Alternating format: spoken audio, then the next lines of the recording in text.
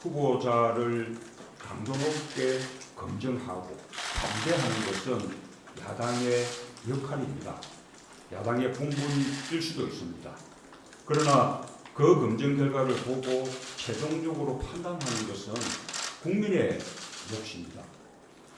강경화 후보자는 제가 보기에 당차고 멋있는 여성입니다.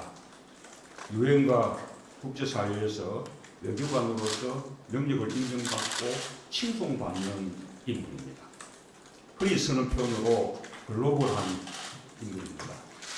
우리도 글로벌한 외교부 장관을 가질 때가 되지 않았습니까?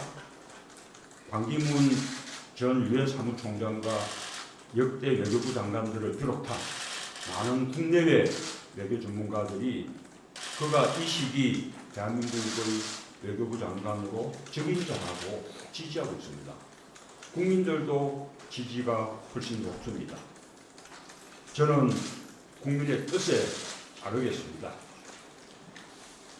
야당도 국민의 판단을 존중하여 주시길 바랍니다. 이상입니다.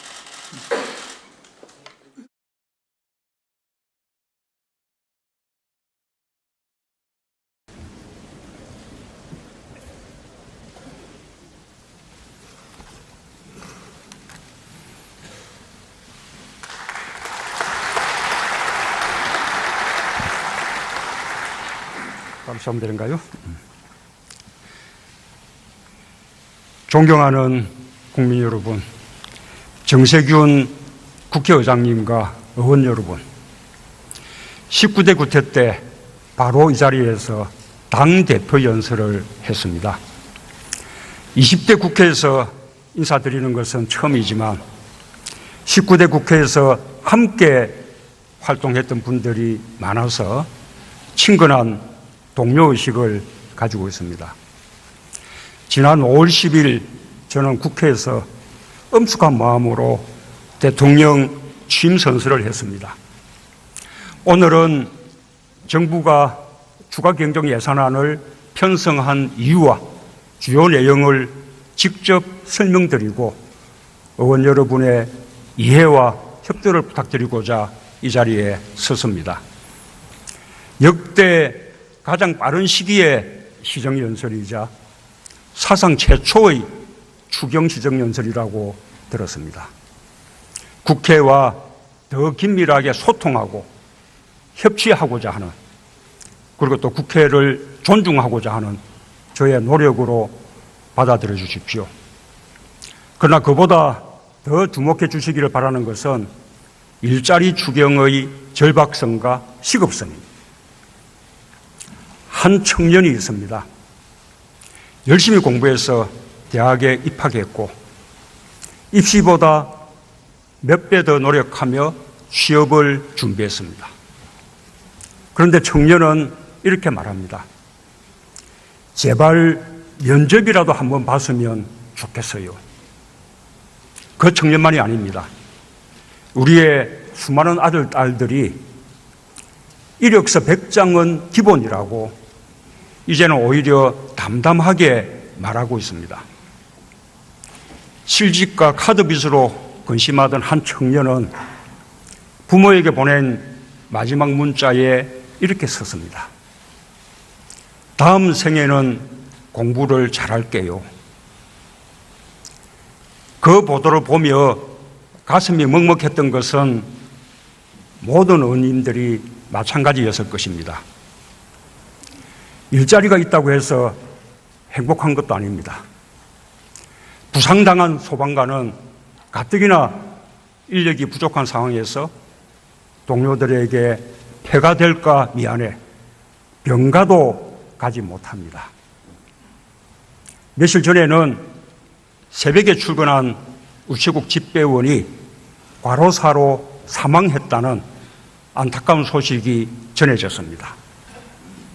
일일이 말씀드리자면 끝이 없을 것입니다. 이렇게 국민들의 고달픈 하루가 매일매일 계속되고 있습니다. 우리 정치의 책임임을 아무도 부인하지 못할 것입니다. 이 분명한 사실을 직시하고 제대로 맞서는 것이 국민들을 위해 정부와 국회가 해야 할 일이라고 말씀드리고 싶습니다.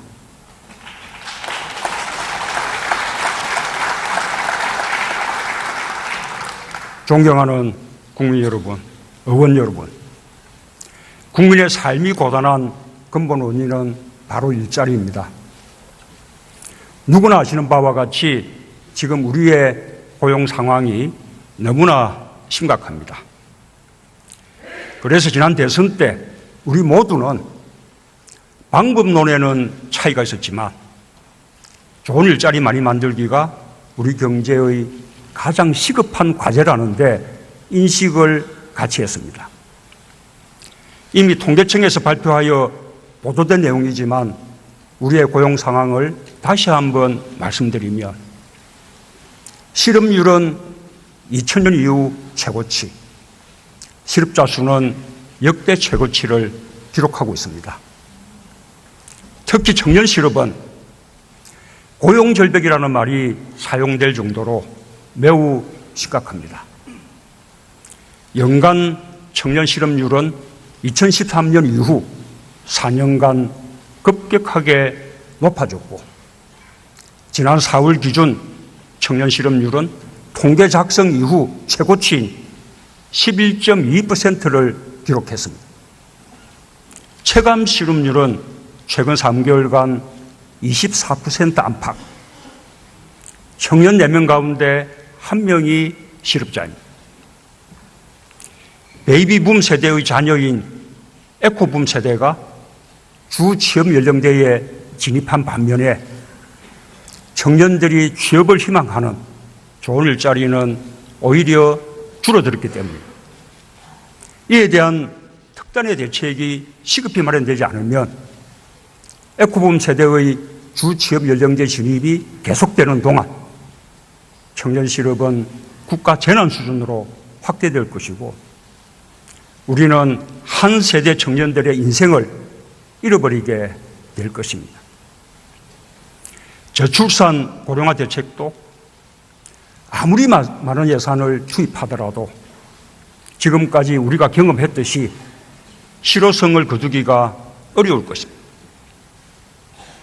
소득 분배 악화 상황도 대단히 심각합니다. 소득 하위 20%에 해당하는 1분위 계층의 소득이 2016년에 무려 5.6%나 줄었습니다. 반면에 같은 기간 상위 20% 계층의 소득은 2.1% 늘었습니다. 이러한 추세는 금년 1, 4분기에도 지속되고 있습니다. 제일 잘 사는 계층과 못 사는 계층 간의 소득 격차가 더 벌어졌습니다. 특히 주목할 것은 1분위 계층의 소득 감소가 5분기 동안 1년 넘게 지속되고 있다는 사실입니다. 일시적인 현상이 아닙니다. 수출 대기업 중심의 경제 지표는 좋아지고 있는데 시장 상인이나 영세 자영업자, 중소기업 등은 외환위기 때보다 경기가 더 나쁘다고 호소합니다. 실제로 도소매, 음식 숙박업 같은 서비스업은 지난 1, 4분기에 마이너스 성장을 기록했습니다. 국민들의 지갑이 얇아지니 쓰는 돈이 줄어들었습니다. 시장이며 식당은 장사가 안 되니 종업원을 고용할 수가 없습니다. 그러니 주로 저소득층이 종사하던 일자리가 줄어듭니다. 앞서 말씀드린 1분위 계층의 소득이 감소하게 된 이유입니다. 극심한 내수불황 속에서 제일 어려운 계층이 벼랑 끝으로 몰렸습니다. 우리나라의 경제 불평등 정도는 이미 세계적으로 심각한 수준입니다. 상위 10%가 전체 소득 가운데 차지하는 비중이 50%, 절반에 육박합니다. 통계상으로는 OECD 국가 가운데 미국에 이어 2등입니다. 과세에서 누락되는 고소득자들의 소득이 많은 실정을 감안하면 우리의 소득 불평등 정도가 미국보다도 더 심할지도 모릅니다. 그런 터에 잘 사는 사람들은 더 잘 살게 되고 못 사는 사람들은 더 못 살게 되는 현상이 가속화되는 것은 참으로 우려해야 할 일입니다. 이런 흐름을 바로잡지 않으면 대다수 국민은 행복할 수 없습니다. 지속적인 성장도 어렵습니다. 통합된 사회로 갈 수도 없습니다. 민주주의도 실질이나 내용과는 거리가 먼 형식에 그치게 됩니다. 시민들이 투표에 참여하는 대의민주주의에 만족하지 못하고 거리로 나서게 되는 근본 이유가 바로 여기에 있다고 저는 생각합니다. 해법은 딱 하나입니다.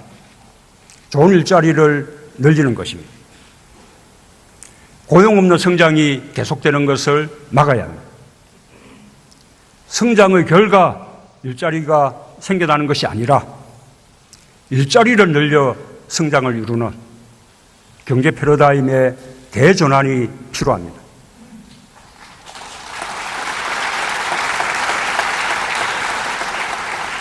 공효의식을 가지고 있습니다. 지난 5월 10일 저는 국회에서 엄숙한 마음으로 대통령 취임 선서를 했습니다. 오늘은 정부가 추가 경정 예산안을 편성한 이유와 주요 내용을 직접 설명드리고 의원 여러분의 이해와 협조를 부탁드리고자 이 자리에 섰습니다. 역대 가장 빠른 시기에 시정연설이자 사상 최초의 추경 시정연설이라고 들었습니다. 국회와 더 긴밀하게 소통하고 협치하고자 하는, 그리고 또 국회를 존중하고자 하는 저의 노력으로 받아들여 주십시오. 그러나 그보다 더 주목해 주시기를 바라는 것은 일자리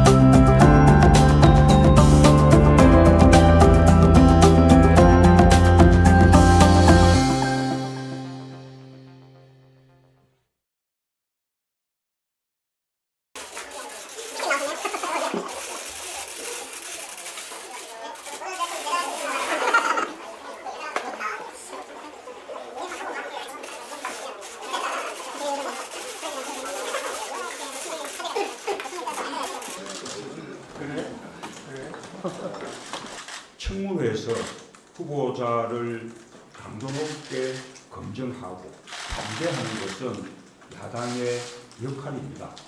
야당의 본분일 수도 있습니다. 그러나 그 검증 결과를 보고 최종적으로 판단하는 것은 국민의 몫입니다. 강경화 존중하여 주시길 바랍니다. 이상입니다.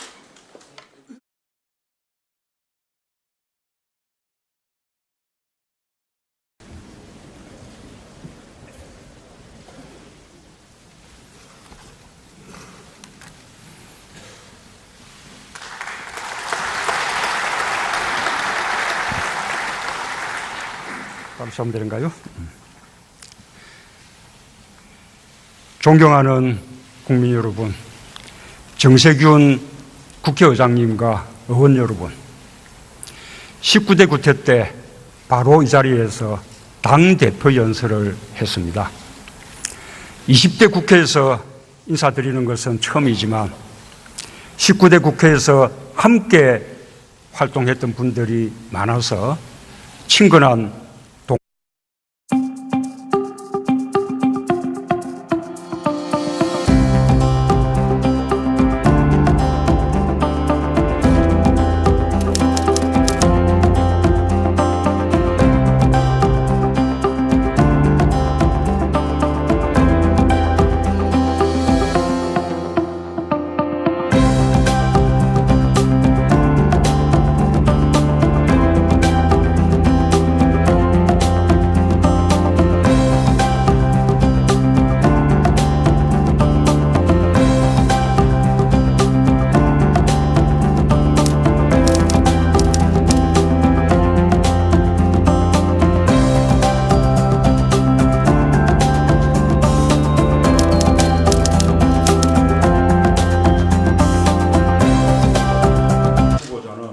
제가 보기에 당차고 멋있는 여성입니다. 유엔과 국제사회에서 외교관으로서 능력을 인정받고 칭송받는 인물입니다. 흔히 쓰는 표현으로 글로벌한 인물입니다. 우리도 글로벌한 외교부 장관을 가질 때가 되지 않았습니까? 반기문 전 유엔 사무총장과 역대 외교부 장관들을 비롯한 많은 국내외 외교 전문가들이 그가 이 시기 대한민국의 외교부 장관으로 적임자라고 지지하고 있습니다. 국민들도 지지가 훨씬 높습니다. 저는 국민의 뜻에 따르겠습니다. 야당도 국민의 판단을 존중합니다.